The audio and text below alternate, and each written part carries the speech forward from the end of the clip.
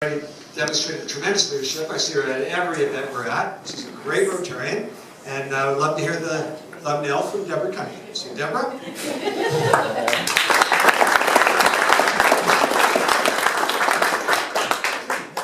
Thank you, President Todd. Hello, Rotarians. So a quick blurb about my life. I actually tried writing this down, but when I had to write my husband's name down, I thought I could probably do this a little bit more from the heart. I was born in Vancouver in 1958, and when I started preparing what I was going to say to you today, all of a sudden, doing a bio of your life, I started to feel a little ancient, because growing up in Vancouver, it was like a small town. When I recollect, for 10 cents you could go downtown and shop at the Woodward store or go to a movie, and I realized that I did a lot of things as a 10, 11, 12-year-old downtown Vancouver by myself, because it was a small town back then. I wouldn't advise it now, but I probably don't go downtown much by myself now, but what a change over the years. After graduating high school and before college, I did quite an extensive amount of traveling. And after spending 8 months in Europe, it was motivation to go study some courses in college on art history and anthropology, just to keep up with everything that I'd seen. Then, after starting working in hospitality up in Echo Bay, out of Port Hardy, I realized that I was really interested in the hospitality field and returned to take hotel restaurant management at Malaspina College, and worked part-time at the post office through that process, where I met my future husband. So after I finished college, they say you can go and work anywhere in the world in hospitality, and I put that to the test by heading out around the world. So taking a train across Canada and stopping in small town places along the way. Got to Montreal, took in a Grey Cup game, but it was too cold, so we headed south without really a plan of where we were going in the world. My girlfriend and I just kept saying, well, let's go see New York. Let's go to Miami, it's still a little cold.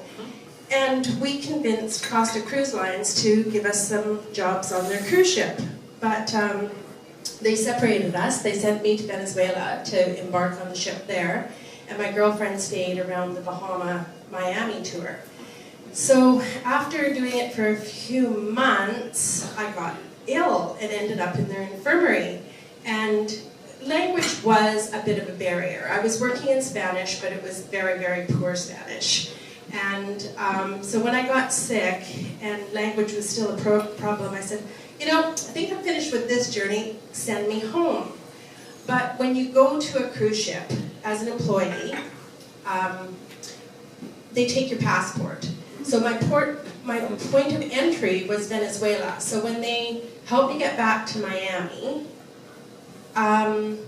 Miami wouldn't let me into the United States. And I said, well, I'm Canadian. We go back and forth across the border every day, as many times. They said, no, you're coming in from South America. You have to leave. You can't stay here. And I thought, oh, okay, well, this wasn't part of the plan. So I phoned this guy that I'd met at the post office, Ed, who's now in Toronto, and said, would you pick me up at the Toronto airport? I seem to have to come back to Canada. So anyway, that was the start of trying to learn to like the cold. I went back to, Ed did pick me up in Toronto, and he convinced me to stay in Toronto and help him put together this log house project that he was working on.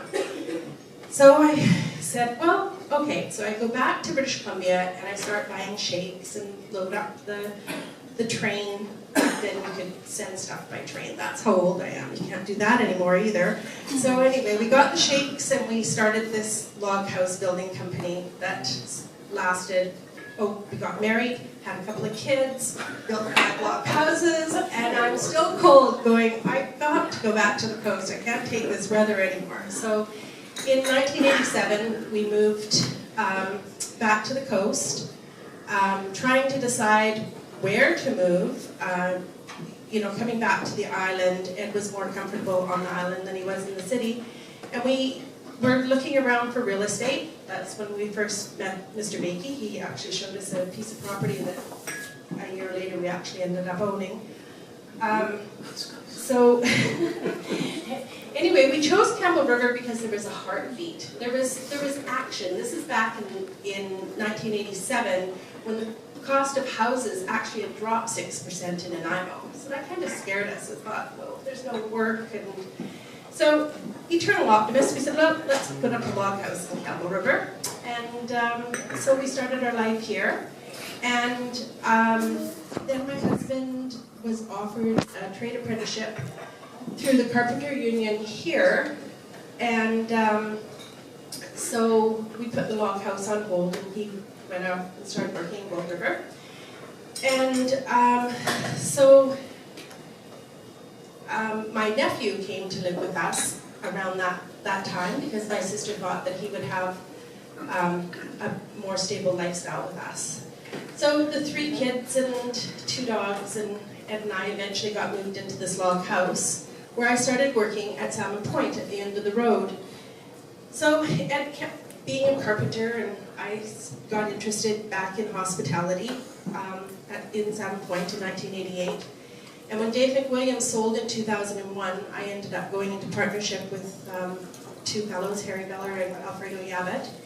And we had a vision to take Salmon Point more into casual dining and away from the pub.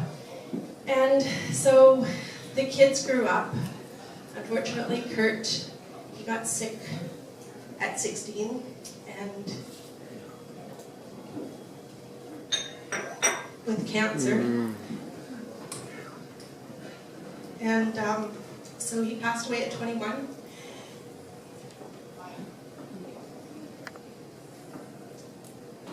And my daughter Christina got married, has 3 beautiful boys, and Mary somehow has managed to stay in education from 18, and she's 28 now, and should be writing her CA exam this September, and then get my bank card back.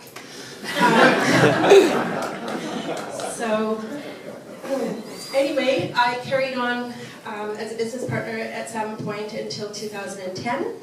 And that's a pretty good situation for 3 people to stay in business that long. And in 2010, we all ended up having different ideas, and so I retired from Salmon Point.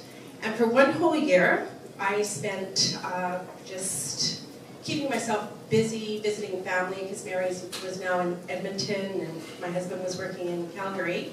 So road trips and plane trips, and I thought, well, I should do something a little bit more constructive, so I took an ophthalmology course out of NAIT. So that meant that I could go visit Mary, and it really wasn't being a burden, because I had a purpose, you know, write an exam at night or whatever.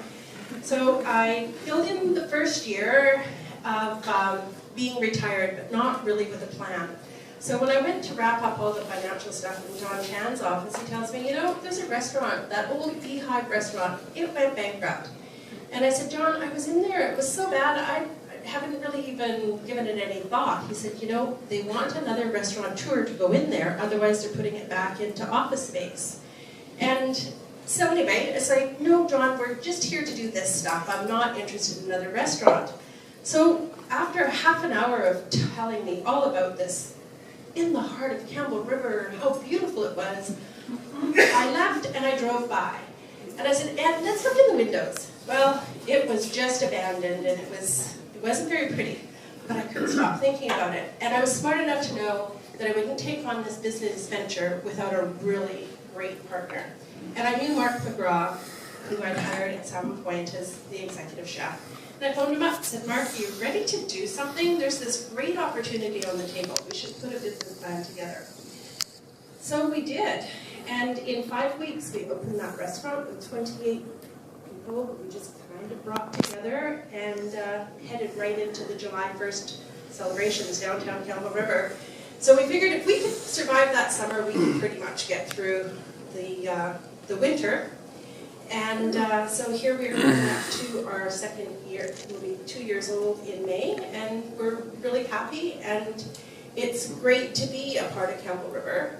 And this is also what brought me to being interested in Rotary, is when you're down south on the beach, you're not really part of Campbell River.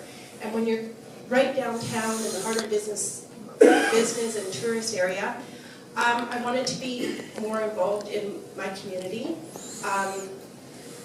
With polio, I had an uncle who contracted polio when he was 8 years old, and he passed away of a heart attack when he was 32, but he lived a full life.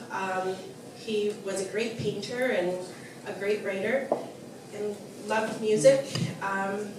Just unfortunately, his heart just couldn't take it anymore. So I started going to the Dancing with Tapas because I knew that it was in support of people in wheelchairs and had a real passion. And I'd recruit some friends to go with that. So that was my first introduction to what Rotary was. And then when I heard that you were building a suspension bridge, I thought, wow, that's great, because as a young person, I was hiking on Nooksack Falls, and we went out of bounds. And my friend fell off of Nooksack Falls, and unfortunately, he was never found. It's about an 80-foot fall, and with the pressure of the water, the rescue mission couldn't locate him. They found a shoe, and he was never found to this date, and that's back when I was 18. So I had a little bit of a fear of heights. I myself was on the waterfall as well, but I got scared and walked back. And so I thought, wow, that suspension bridge gives young people a sense of adventure in a safe environment, because that's what it's about, is keeping young people who have crazy ideas safe. So then came along Kathy Cardell, and I guess I was meeting criteria to be recruited into the recruitment. So here I am today, looking forward to getting involved, and look forward to getting some service, because right now, for the last couple of months, I've just been eating. So, anyway, thank you very much.